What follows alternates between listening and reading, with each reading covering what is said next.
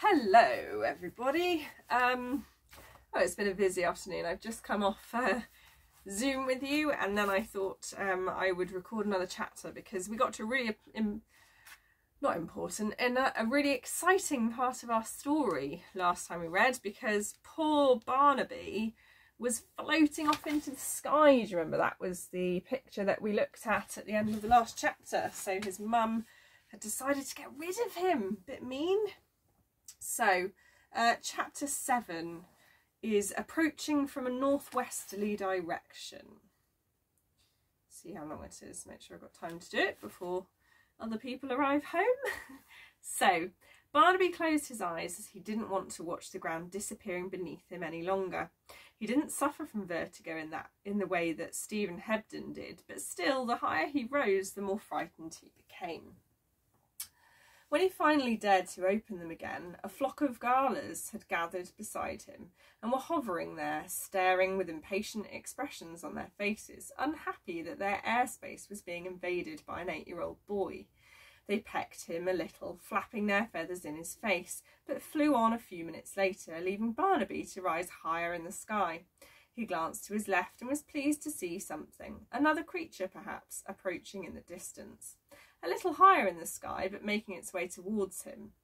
He watched and soon realised that it wasn't a creature at all, but a basket with a large balloon hooked above it, and a great flame keeping the whole thing aloft. And there's a picture of, obviously, a hot air balloon coming towards him. So he's floating very high up in the sky, poor Barnaby. "Help!" cried Barnaby, waving his arms in the air, which only made him ascend even faster. "I'm over here!"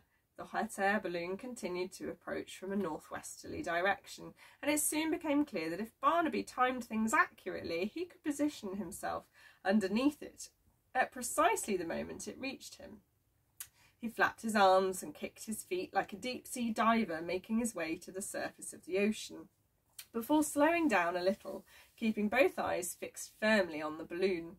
A few minutes later it was almost directly above him, and Barnaby flapped again until he ascended another few feet, banging his head against the underside of the basket. "Ow!" said Barnaby Brocket.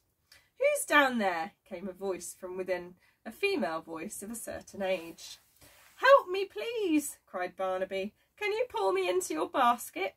"Heavens above!" said another voice, another female voice of the same certain age.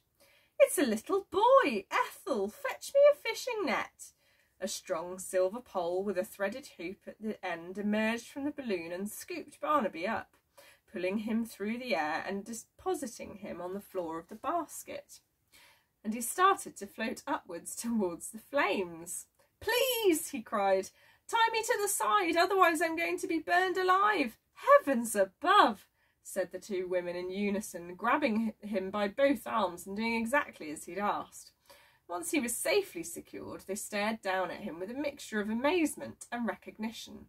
"I know you," said the first woman, whose name was Marjorie, pointing a wrinkled finger at his nose. "I saw you on the news last week. You were the 1,000,000th person to climb the Sydney Harbour Bridge." "The 10,000,000th, actually," said Barnaby. "Who is he?" asked Ethel. The women both had hairstyles that resembled crow's nests, and a collection of knitting needles and chopsticks held the entire mess together. "Who did you say he was, Marjorie?" "You remember, dear. We saw him on the television the evening we arrived. He climbed the bridge with his school friends and set some sort of record. Everyone got terribly excited. Then it turned out that he kept floating away. It was very odd business." "Oh, that boy," replied Ethel, peering down at Barnaby. "Was that really you?" "Yes, that was me," he admitted. "But what are you doing up here? It's not often we have to pull people into our balloon, you know. In fact, it's the first time." "The second, Ethel," said Marjorie. "You must remember the human cannonball over Barcelona." "Oh, yes, of course. But then he rather fell into our basket, didn't he? We didn't have to scoop him up." Barnaby opened his mouth, but was reluctant to get his mother into trouble. "It's my own fault, really," he said. "I forgot my sandbags, and before I knew it, I was up in the air." "Sandbags?" asked Ethel, frowning. They keep my feet on the ground. Well, no good ever came of that. There's not much we can do about it now anyway, said Marjorie. I hope you don't think that we can take you back to Sydney. Here you are, and here you have to stay. But I need to go home, said Barnaby. Can't be done, I'm afraid, even if we wanted to. It's the winds, you see. They don't blow us back in that direction. We have to go east. Lucky for you, the world is round, eh? If this was the 14th century, then the world would still be flat and we'd all fall off the edge. Barnaby frowned as he tried to make sense of this. Behind him, perhaps only a few miles away, were the northern suburbs and the house where his parents, brother, sister and dog lived. He surely wasn't going to have to go all the way around the world to see them again, was he? He's being dishonest, said Ethel, leaning forward and looking him directly in the eye. Marjorie, I tell you, he's being dishonest. All little boys lie, that's a scientific fact. But this one is easy to read. I can see it in his eyes. Tell the truth, boy. What are you really doing up here? Barnaby was about to proclaim his innocence, but something about these two ladies suggested to him that they wouldn't let him alone until he came clean, and so he decided to tell the full story, warts and all. But that's outrageous, said Ethel when he was finished. Shocking, agreed Marjorie. What kind of mother would do that to her child? You know very well what type of mother, Marjorie, said Ethel sadly. As do you, Ethel, said Marjorie in an equally sorrowful voice. And by the sounds of things, the father was in on it too. Absolutely disgraceful. And you want to go back to them, do you? Ethel asked, looking at Barnaby as if she couldn't quite believe that he would consider going home. Even after they set you adrift like this? Barnaby thought about it. Until this moment, he hadn't given any thought to the question of whether or not he wanted to go back. It just seemed like the most obvious thing to do. He was only 8 years old after all. Where would he live if he didn't go home? What would he eat? How would he survive? You don't have to worry about any of those things, said Ethel, reading his mind as easily as she had seen through his earlier story. You can come with us. Ever been to South America? No, said Barnaby, shaking his head. I've never been outside Sydney. Then you have a real treat in store for you. We're heading home to Brazil. We have a coffee farm there, you see. We've been on holiday for a few months, but it's time to get back. That's where we're going when you bumped into us. It won't take long. She's a wonderful balloon, isn't she, Marjorie? Wonderful, Ethel. The best we've ever had, bar none. Bar absolutely none. Barnaby struggled to his feet, making sure to keep his arms within the ropes, and looking over the side of the balloon. The land had vanished now, and he found himself staring at a group of wispy white clouds as they floated past. What do you think? Asked Ethel. Are you ready for an adventure? I don't really have much choice, do I? He said. Splendid. Then full steam ahead. Full flame, Marjorie dear. Of course, Ethel dear.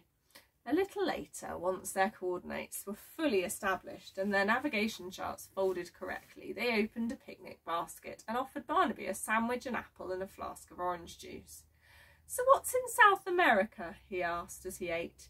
Do your husbands live there? Husbands? Cried Ethel, looking at Marjorie in horror. Husbands? Roared Marjorie, staring at Ethel as if someone had just threatened to sit on her head. We don't have husbands, young man, explained Ethel. Nasty-smelling creatures, always lazing around like the good-for-nothings they are, drinking, gambling on horses, finding excuses not to fix the crooked shelf in the kitchen, making the most foul noises and disgusting stenches from unspeakable parts of their horrible bodies while they're sitting watching sport on the television. Sport, repeated Marjorie with a shudder. No, we gave up on the idea of husbands many years ago. Never had any interest in them, did we, Marjorie? Not even the faintest inclination, Ethel. Oh dear. Have you been friends for a long time then? Asked Barnaby. Oh yes, said Marjorie. Since we were in our early 20s, which is more than 40 years ago now, if you can believe it. We met when we both joined an amateur dramatic society in Shropshire. Took one look at each other and decided that we were destined to be friends, interrupted Ethel, patting Marjorie gently on the hand and smiling at her. The very best of friends. The very closest of friends, agreed Marjorie. Exactly, said Ethel, nodding her head with a sigh of deep satisfaction. Nothing wrong with that, is there? No, of course not, said Barnaby. I had a very good friend once called Liam McGonagall. He saved my life when the school we were in burned to the ground. Well, I say school, but it was more like a prison. Did you burn it down? Asked Marjorie, leaning forward again and poking him with one of her chopsticks. No, said Barnaby. I wouldn't do something like that. You won't be getting any ideas with that flame up there, will you? I didn't burn it down, insisted Barnaby. The place was a fire trap.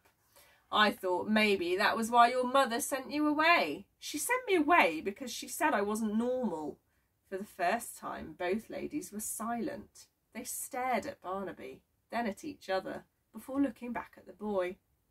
Do you know, said Ethel, more quietly now, 40 years ago my mother told me that I wasn't normal either and threw me out of the house. I never saw her again. She wouldn't take my calls, refused to reply to any of my letters. It was a terrible thing. My father said much the same to me, added Marjorie. Closed the door in my face forever. But I don't understand, said Barnaby. You seem perfectly normal to me.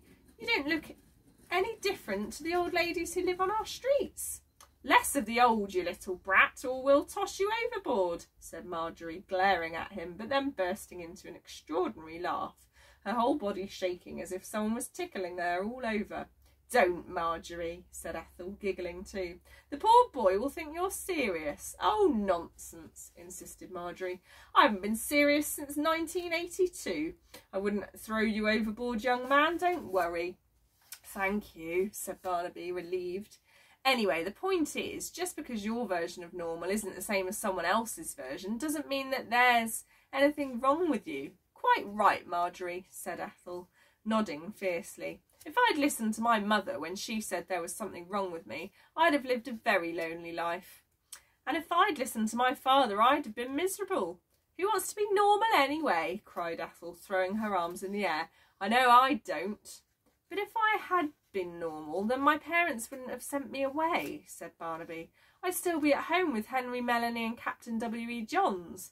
What are they? Cats? Henry's my older brother, explained Barnaby, and Melanie's my older sister. And Captain W.E. Johns? My dog. Breed? Indeterminate. Parentage? Unknown. Neither Ethel nor Marjorie had any answer to this, so they said nothing, simply shook their heads and continued to steer the hot air balloon in the general direction of South America. You should get some rest, said Ethel after a few minutes. It's a long way to Brazil. Do you want to steer, Marjorie, or shall I? Anxious to prove himself agreeable, Barnaby Brocket curled up in a corner of the basket, closed his eyes, and within a minute or two was sound asleep. That's the end of chapter 7. So he's got himself some friends, maybe. See you next time.